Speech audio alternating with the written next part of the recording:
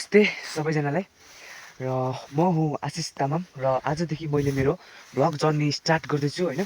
र यो मेरो फर्स्ट भ्लग पनि हो, सो हल्का नर्भस पनि छु तर एक्साइटेड पनि छु हैन। र म मेरो फर्स्ट भ्लगमा सबैजनालाई स्वागत गर्छु हैन। म मेरो फर्स्ट भ्लगमा चाहिँ र आज चाहिँ 2082 देखि 2083 लागेको साल वैशाख 1 गते हैन। र आज 1 गतेको दिन म मेरो भ्लग स्टार्ट गर्दैछु, किनभने 1 गते अलिक राम्रो हुन्छ कि भनेर सोचेर म भ्लग स्टार्ट गर्दैछु हैन। तर म यो आजको भ्लगमा चाहिँ म तपाईँहरूलाई त्यस्तो धेरै केही भन्दिनँ हैन। सो म थोरै भन्छु, सायद त्यो इट्स इम्पोर्टेन्ट हैन, इम्पोर्टेन्ट नै हो हैन।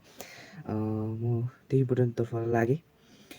म आजदेखि यानि कि 2083 सालको 365 दिन म के गर्छु हैन, के खान्छु, कता कता डुल्छु हैन, के गर्छु, स्कुल जान्छु, कता के हैन, कस्तो हुन्छ मेरो लाइफमा, कस्तो बित्छ, त्यो सबै म तपाईँहरूलाई एकदम कन्फिडेन्सको साथ तपाईँलाई म सेयर गर्छु र भरोसाको साथ सेयर गर्छु। म सबैजनालाई के भन्छु भने सबैजनाले सपोर्ट गरिदिनु होला र कमेन्टमा कस्तो भ्लग हेर्न मनपर्छ त्यो पनि भनिदिनु होला। म त्यस्तै भ्लग ल्याउने कोसिस गर्छु हैन। र आजको भ्लग चाहिँ यति नै हैन। कस्तो लाग्यो हैन त्यो भनिदिनु होला। So by.